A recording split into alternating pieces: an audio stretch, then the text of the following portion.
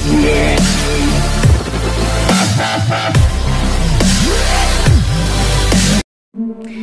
anak-anak, assalamualaikum warahmatullahi wabarakatuh. Ya, hari ini kita alhamdulillah bisa bertemu lagi, masih mempelajari SKI ya.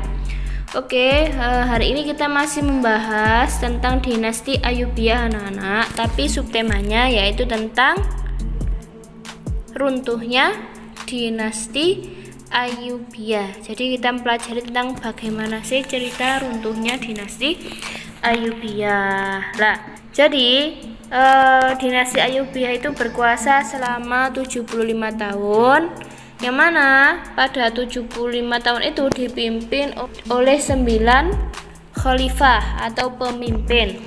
Yang pertama tidak lain tidak bukan tentu saja oleh pendirinya sendiri. Kemarin kita sudah mempelajari pendiri dari dinasti Ayyubiyah bernama siapa anak-anak?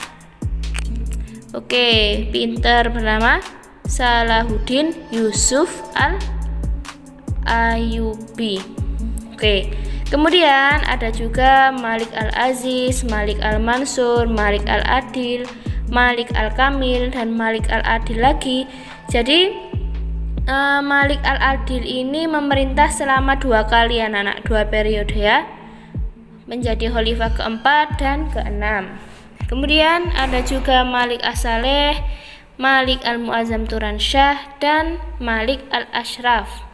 Nah, oke anak-anak, jadi awal mulanya itu dinasti Ayyubiyah runtuh itu sudah mulai ada tanda-tandanya runtuh itu pada khalifah ke-7 anak-anak ya.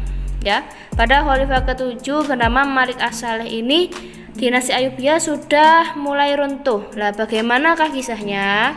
Jadi beginilah kisahnya anak-anak ya. Jadi coba kalian perhatikan dulu, di situ ada Malik as-Saleh ya, khalifah ke-7 dinasti Ayyubiyah, punya istri bernama Sajarah ad-Dur. Nah, Malik as-Saleh ini juga punya anak namanya Malik Mu'azzam Turansyah.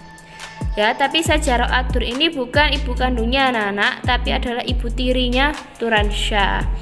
Nah, Sajarah ad-Dur ini merupakan keturunan dari orang-orang Mamluk. Mamluk itu artinya itu adalah yang dimiliki, atau kasarannya itu adalah budak. Ya, jadi dulu kan masih ada sistem budak-budak gitu ya. Jadi orang-orang budak dulu itu dikumpulkan pada masa dinasti Ayyubiyah itu untuk dilatih dilatih militer. Ya, tapi sayangnya itu orang-orang Mamluk itu menggunakan kelebihannya ini untuk menggulingkan pemerintahan yang sah.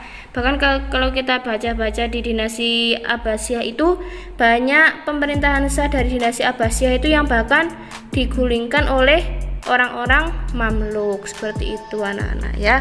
Oke, langsung saja. Jadi yang pertama-tama itu begini kisahnya. Jadi Malik as-Saleh ini meninggal. Lah, tapi kabar meninggalnya ini ditutup-tutupi oleh istrinya ini yang bernama Sajarah ad-Dur, sehingga beliau ini Sajarah ad-Dur ini mengambil alih pemerintahan. Lah, kenapa kok bukan anaknya? Karena waktu itu anaknya masih berada di luar Mesir, berada di Mesopotamia ya. Jadi bahkan ada suatu artikel itu mengatakan bahwasanya saat Malik as-Saleh sakit itu beliau itu disuruh istrinya untuk menandatangani berkas-berkas kosong. Jadinya setiap pemerintahannya itu diisi oleh kebijakannya Sajarah ad-Dur, sehingga itu dipercaya oleh orang-orang yang lain untuk menjalankan pemerintahannya seperti itu. Nah, kemudian tidak lama kemudian akhirnya Turansyah itu kembali lagi ke Mesir, akhirnya tahu bahwasanya ayahnya sudah meninggal, sehingga beliau mengambil alih pemerintahan dari Sajarah ad-Dur yang merupakan orang Mamluk. Tapi karena orang Mamluk ini sudah punya kuasa yang tinggi di sana, mereka tidak setuju kalau pemimpinnya ini digulingkan. Akhirnya mereka ini dengan atas perintahnya Sajarah ad-Dur ini membunuh Turansyah. Sehingga waktu itu Sajarah ad-Dur ini menjadi sultanah.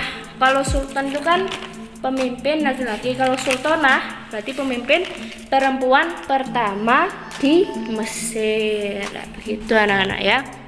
Nah, Dari hal tersebut menandakan bahwasanya berlahirlah dinasti Ayyubiyah di Mesir, tapi di Syria ini masih berkuasa. Nah, hal yang perlu kita garis bawahi bahwasanya dinasti Ayyubiyah itu terbagi menjadi dua, ada yang di Mesir atau di barat dan ada yang di Syria. Nah, karena di Mesir ini sudah berakhir ya, berarti tinggal di Syria. Nah, ternyata di Syria itu juga diserang oleh tentara Mongol, jadi sudah habis wis lah. Hal inilah yang menjadi kisah tentang berakhirnya dinasti Ayyubiyah seluruhnya. Oke anak-anak ya. Jadi dari dulu itu kalau kita lihat sejarah itu tidak lepas dari saling berebutnya kekuasaan, bahkan saling bunuh-membunuh. Jadi kadang itu kekuasaan itu bisa membutakan seseorang. Jadi kalian nanti kalau sudah besar jangan sampai dibutakan oleh kekuasaan. Oke anak-anak, demikian yang bisa saya sampaikan. Bila ada yang ingin tanyakan silahkan hubungi saya. Semoga ilmunya manfaat barokah fitini wa dunya wa akhir amin. Syukran ala husni timamikum wa afu minkum. Assalamualaikum warahmatullahi wabarakatuh.